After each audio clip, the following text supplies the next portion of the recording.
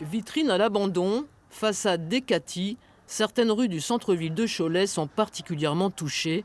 Une réalité que constatent les habitants. Je passe régulièrement par ici, mais bon, je me suis dit encore un, quoi. Voilà. Quand l'indépendant arrive en fin de carrière ou quand son activité est plus compliquée, eh bien la boutique ferme. Les gens désertent un peu le centre-ville, l'attrait des zones commerciales, le stationnement aussi, qui n'est pas gratuit en centre-ville. Ça fait mal au cœur, mais malheureusement, j'ai l'impression que c'est tous les centres-villes comme ça.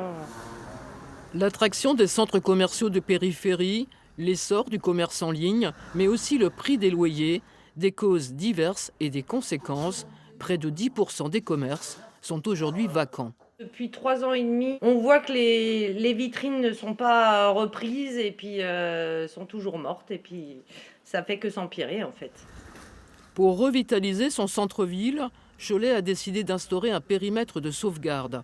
Pour éviter que les commerces restent vacants durant des années, elle pourra exercer son droit de préemption et favoriser l'installation de commerces indépendants et de proximité.